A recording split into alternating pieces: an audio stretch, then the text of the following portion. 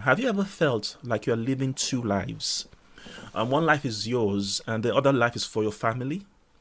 So the family life is what your family wants you to be like, and it's what they expect of you, is the kind of life they want you to lead.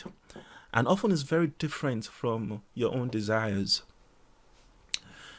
And as I'm asking you this, I'm just wondering if you just thought about your children or your husband or your wife. I'm the only man here, so or your husbands. Do they feel like they have to live two lives around you? Um, do they have to be someone else, somewhere else? There's a part of them that behave somehow, but when they're around you, they behave a completely different way because they know they are not allowed to be themselves. Just a thought. Because you see, a family is full of different people of different ages, and at different points in their lives. If I go back to when I'm using my family a lot here. Timmy again, when he was around 3 to 5 years old, his interest was Teletubbies. Now his interest is Pokemon. About 6 months ago, my wife had a huge value for flowers, and it was almost like anywhere we go, she was just seeing flowers everywhere. And we were going to visit the flower houses and buying loads of flowers. At the moment, she has a huge value for ministering on YouTube. So that becomes a strong focus for her. Where am I going? Where am I going with this? Everybody, as they are going through life, there's a journey we're all traveling. And in that journey, at each point in that journey, our values are going to be shifting and changing across our experiences. So it's okay. It makes a lot of sense when me as an adult now, I realize that the kind of education I had has determined the amount of money I'm earning now. It makes me feel I had to make my son or my daughter help them avoid any problems, right? And I'm trying to kind of show them that actually the values that they are choosing, the things that they're enjoying, that spending so much time on, it has a potential of stealing their future away from them. And that's how I'm seeing it. And that can create anxiety for us as parents. But here's the kicker here. How do we communicate these things, these concerns to our children? Because we're dealing with value clashes here now. How do we communicate when we realize that our values are clashing? Do we force our values on our loved ones? Because if you see, even when you mean well, handling those values in the wrong way can lead to huge problems. Because if my son feels I don't value the fact that I don't respect that he has values, right? He'll feel like I don't value him. If he feels like I don't value him, I'm starting a battle of low self-esteem in his life. Although his value at the moment may be something that I don't agree with, I don't see as important, and I tell you sometimes, he's going to call me, he'll come and say, Daddy, this is something very important I must talk to you about. This new Pokemon thing just came out, and I was talking to it about my friends, and I can see the excitement in his face, I can see the enjoyment about it in his face, but I don't understand what he's talking about. Because that is his world, that is his life. And this is the danger here as parents or as family members. When we don't put effort into understanding the values of our loved ones, we put ourselves on a road to disconnecting with them. When we don't put time into understanding the values of our loved one, put ourselves on a road to disconnecting with them. And if that disconnect happens, then you have things like children going into drug addiction. You have things like children going into sexual promiscuity, criminal behaviors, mental health problems, suicidal ideation, rebellion, poor performance at school, and the list goes on and on and on. And it's all starting from the fact that there were value clashes and there were no steps taken to make sure everybody sees that, oh, even though we disagree, we respect you, we value you. Yeah. Thank you so much. And a huge part of why I explain this is because for those who don't know me, my wife has actually explained at the beginning, I'm a psychotherapist by job, and the core of a lot of the problems I deal with are created because of people either leaving other people's values. So a woman comes to me, and this woman, perhaps maybe she's 38 years old, but her life, she's not happy, she's depressed, she's sad, she's suicidal. But a huge part of why she's suicidal is she's still following mom's values and sacrificing her own values in terms of things she wants to do with herself. Things, for example, could be somebody said something about becoming a hairdresser, but mom wanted her to be a doctor. So, and mom wanted her to go to all these stadiums and do all these gymnastic stuff and have that kind of a lifestyle, when all she wanted to do was plait hair, right? And such thing can cause a problem. So people's lives can get derailed if we don't respect, in that sense, the value the person has. So here are some warning signs. Whoops. Warning signs of that clashing values that are going to sort of perhaps breed problems that could be hard to fix later. So if you have family members holding grudges for years, that's a huge sign that the values are clashing in the family. I won't go through explaining too much or giving examples. So if you find family members telling loads of lies, that's a huge sign that the clashing values.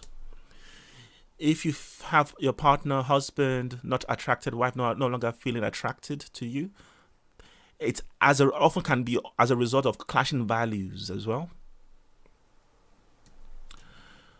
Children not respecting you could be a huge sign that values are clashing in the home.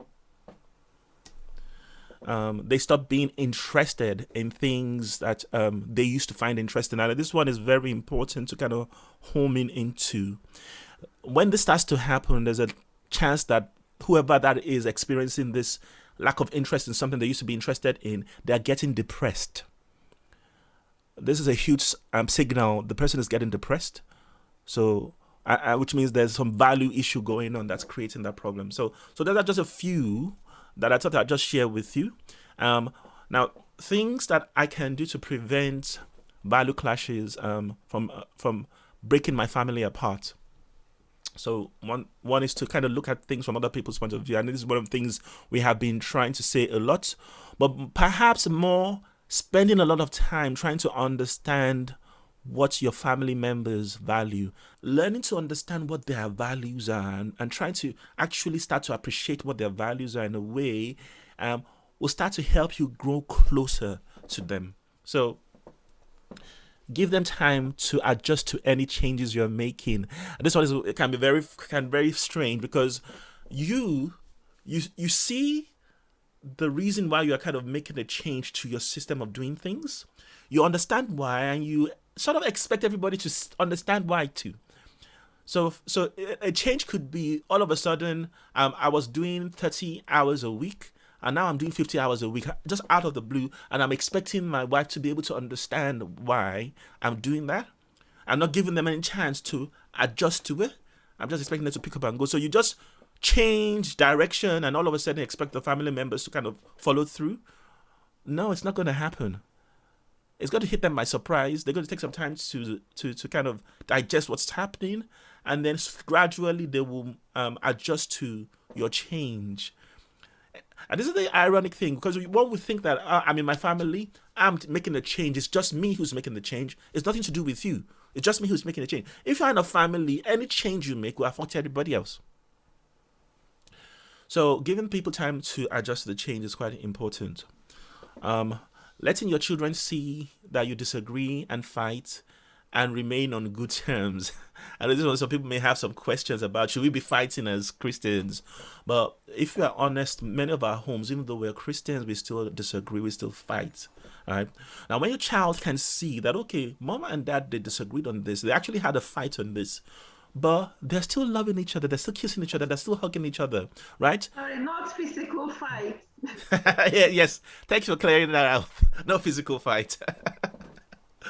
But they're still loving each other, caring for each other. You're teaching your child a very strong principle that you can disagree but still love. Yeah, you can disagree but still love. Okay, so let your loved ones know when they are pushing you too far, and that you will not always be there for them, because there are some times when you may be tired and you may be exhausted, you may have worked so hard, but it's that time that your daughter wants your attention, but sometimes you cannot do that, right? But we let them know, and we do it in love. Now, some people, what they would do is, because they feel in their mind, I should never say no, I should never not give my daughter time. So I will give my daughter time, and they keep giving everybody time to the point that they get so worn out, to the point that now they get so irritable and snappy because they are so stressed. They didn't give their body time to rest and relax. So it's so important to kind of do that. And then this one is I found this one slightly hilarious, but maybe other people will not find it that hilarious. But that's, let everybody be wrong occasionally. It's okay to be wrong sometimes. So it's not every time that you have to correct every single thing. Like, I find my children now, they're doing these things where if I pronounce a word wrongly, they just jump in and correct me. I say, okay, thank you. But not everything we correct anyway. Value their feelings as much as their thoughts. Now, sometimes it might be easy to value a child's thoughts because they've said something to you, but are you actually taking time to look at how what you're saying sometimes is affecting your child or your husband or your wife? Has their demeanor changed? Has it changed? You may be feeling that, okay, your husband has just gotten sad or depressed, but he's just being big-headed and being a not humble, right? No, there's something going on. There's a value that's perhaps being broken for him or for her. And if you don't take note of the feeling, then there's a chance that you're going to create more problems going forward. Okay, so finally, this was something I wanted to kind of highlight. This troubleshooters, I don't want to go through it now because we don't have time, but I have a list of 32 or 37, I think, troubleshooters. What the idea is to kind of troubleshoot.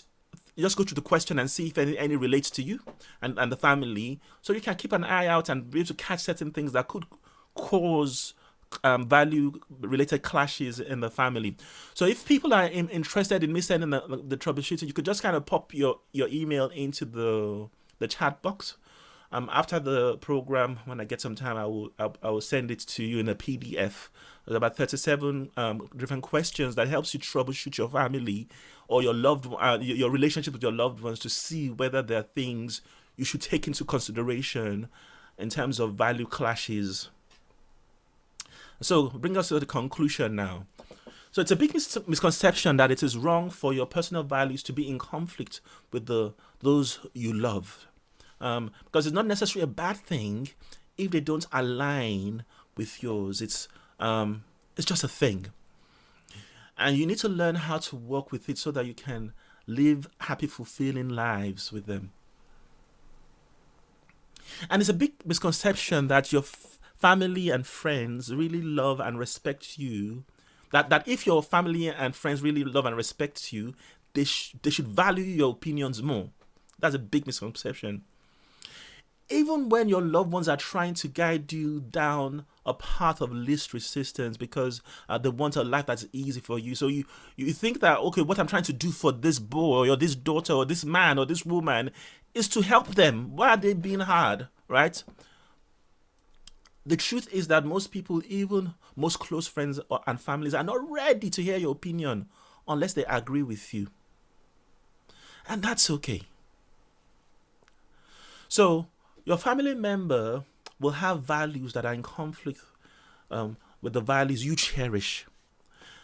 To experience instant oneness with them, you have to learn to understand where they're coming from as well. You have to learn to discuss from a perspective of their values. Explain things from the perspective of their values. Remember, like as I talked to Timmy about me getting 100 followers views overnight, and now he wants to listen to my opinion. It's important to learn to accept this because it's the only way we're going to help ensure happiness, ensure protecting our loved one's mind. Because if you think about it, the devil, what he wants to do, the biggest thing he wants to do is to get into your loved one's mind. It's one of the reasons why the Bible talks about wear the helmet of salvation. And the helmet of salvation, where is it? It's kind of covering the head. It's covering the head. And so in helping our children, our loved ones, understand that we value them and we respect their values, we can help contributing to protecting their minds in the same way. Thank you so much.